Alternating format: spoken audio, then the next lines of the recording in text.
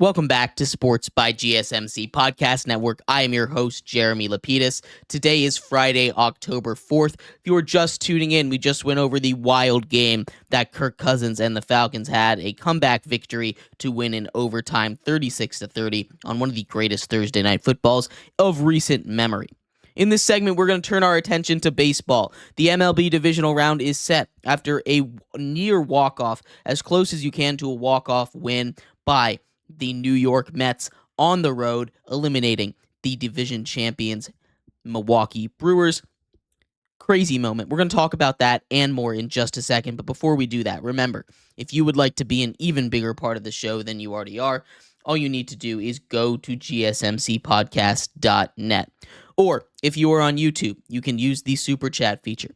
If you do either one of those things, a message should pop up on the bottom of the screen for you, me, and everybody else around the world to see. If you do have a burning question about sports, anything at all that you would like to ask, go and throw that in the comments. Throw it in the chat. For instance, Anthony asks if we have any information on who the favorites are for the new Marlins manager after they part ways with Skip Schumacher. There's a couple of different options. I haven't heard anything specifically for you, Anthony, but a group that I would target, there's a bunch of, you could go get former managers. I think the Marlins, for what they need a manager that it's going to be a little bit younger. We're not looking at a guy like, the Reds hired. I don't think Terry Francona type is going to be the kind of guy that they want. Maybe they want one of these up-and-coming names.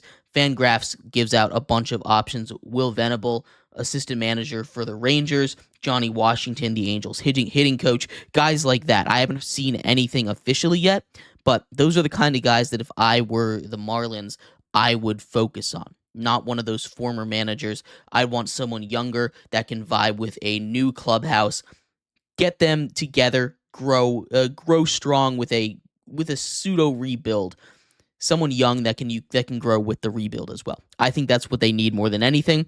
But there's a lot of different options. You could go get one of those former managers out there.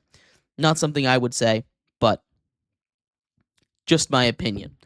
But like I was saying, we're going to get into the MLB playoffs. Marlins, obviously, not in the playoffs.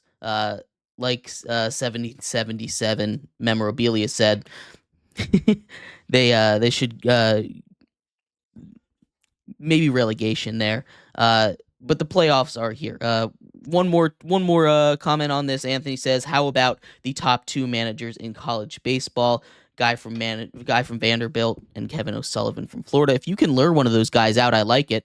It's just tough because they don't have that MLB experience. It kind of fits the mold of what I was saying, but a lot of times when you're hiring a manager, it comes either from a former MLB manager or someone that is currently in MLB clubhouse, either as an assistant manager or as a base coach. From what I've seen, I like the idea of getting a guy from college, but I don't expect them to do that. I think that would be a good idea, though. But getting to the playoffs here, obviously a wild card round, one of the craziest ones that we have seen thus far. For the first four wild card rounds, three of them ended in upsets, with the Royals, the Tigers, and the Mets all taking down their division-winning opponents, all taking down their home-bound opponents. The Tigers taking down the Astros. Mets, obviously, in a very, very memorable sports moment, a legendary moment from lifetime Met Pete Alonso, a dinger in the top of the ninth, 3-run home run to take the lead in a night where they have been completely shut down. The Mets had taking that momentum. That is a huge win for these Mets as their magical season continues. The Tigers, don't let them get hot. They got hot at the right time. They've been the hottest team in baseball. And of course, the Royals upsetting the Orioles in a pitching duel series. I love me a good pitcher's duel. Some people don't. I respect it. I love how the Royals team is built here, but it sets up a lot of really interesting matchups in the divisional round.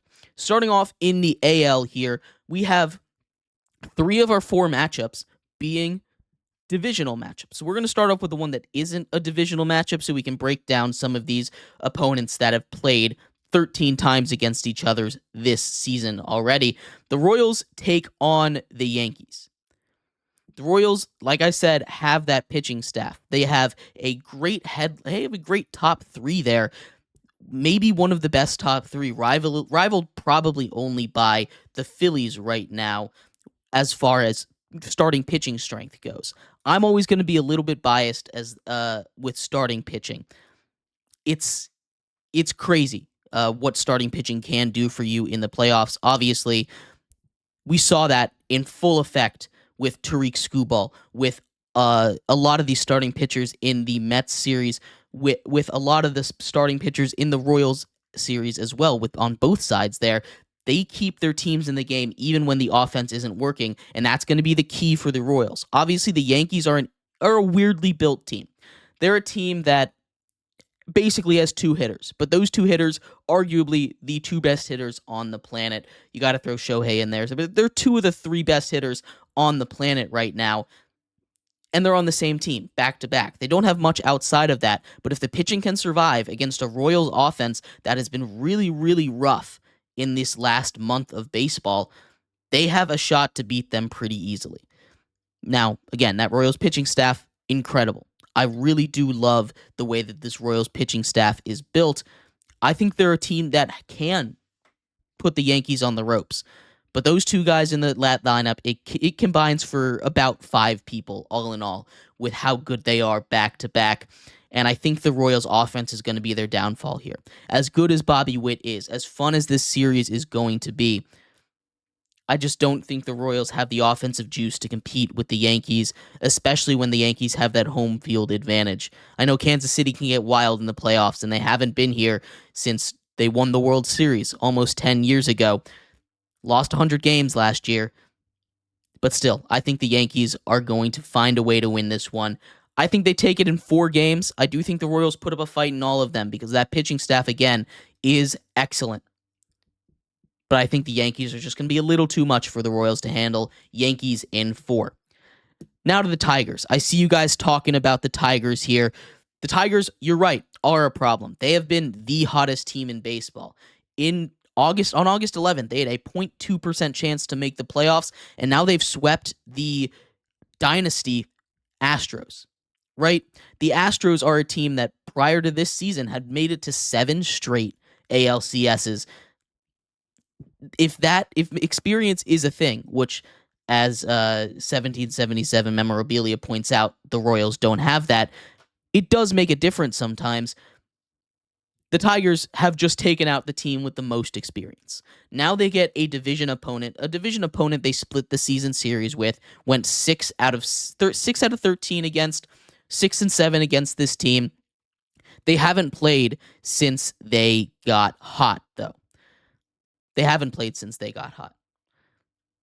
The Guardians are a team that really are. I can't figure out how this team works, right? They have a great bullpen.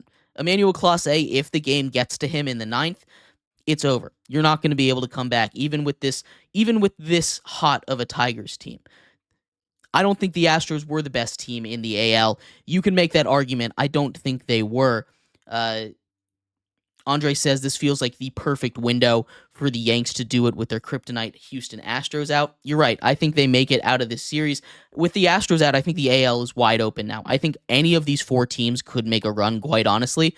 I think the Tigers, like you say, I don't think they're the best team, but they are for sure the hottest team, and that makes for a dangerous combination. Outside of Tariq Skubal, they don't have a starting pitcher that I think they can rely on. But I think the issue is both this Cleveland team and this Detroit team, they're kind of both built on this power of friendship, right? They don't have anything elite that sticks out to you outside of Emmanuel Clase for the Cleveland Guardians there.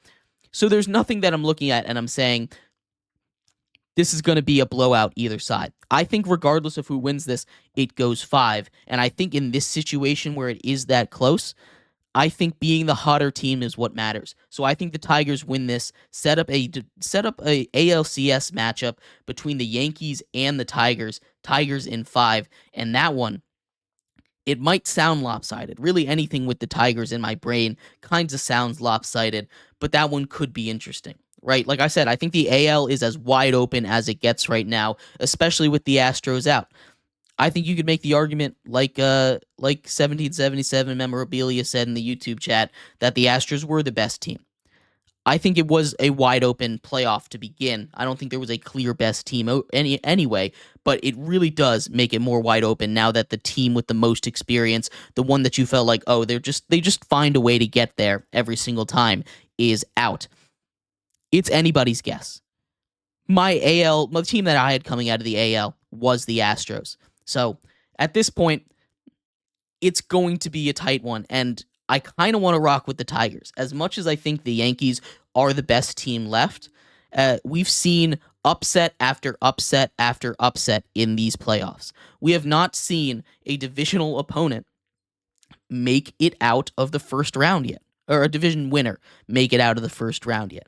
And that is just ridiculous. That's not a normal thing. I cannot wait to see what happens for the rest of these playoffs. But in the AL, I do have the Yankees and the Tigers coming out, and we'll break down the ALCS when we actually have it set. On the NL side of things, two more divisional matchups, two huge rivalries, starting off with the Mets and the Phillies. The Mets are finding a way to reverse the Met curse. They have found so many opportunities to pull a Mets, whether it be in that doubleheader to make the playoffs against the Braves, coming back in the ninth inning after giving up that lead when you had already come back from 3 down in the 8th beforehand with a huge bomb from Francisco Lindor.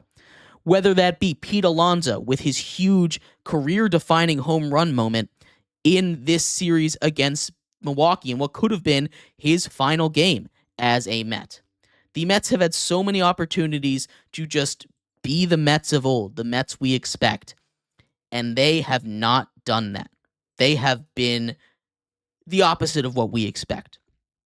The Mets play the Phillies in their 13-game season series. It was, again, pretty split. The Mets took 6 out of 13, so 6-7 against the Phillies overall. When I talk about pitching, and maybe that's not fair of me to take a look at, the Mets pitching has been awesome. Luis Severino has been awesome. You take a look at all of the pitchers that threw for the Mets, all of their starters, they have been awesome against that Brewers team. But that three-headed monster in Philly right now with their pitchers, that's no joke. Like I said, I think only the Royals are a team that can compare with them when it comes to starting pitching prowess. And when it comes to the playoffs, my MO is when it's close, defer to starting pitching. And deferring to starting pitching makes it the Phillies this year. The Phillies against the Mets is going to be a fun series. I have this one going 5 as well. I think all of these are going to be tight regardless. But the Phillies, if they can find a way to get their bats back after a little bit of a break, I don't see why they can't take this one in 5. I do hear all the arguments for the Mets. I know I just spouted it about the Tigers, about being hot at the right time, being incredibly important. But with the Phillies, this just feels like their time. They don't have that boogeyman in Atlanta left, and you could say the same thing about the Yankees in the AL. They don't have the boogeyman anymore. But I do think the Phillies are a team that are real World Series contenders, and I think they win. I think they win this series in 5. And now getting to the main show. There's a reason I saved this one for last.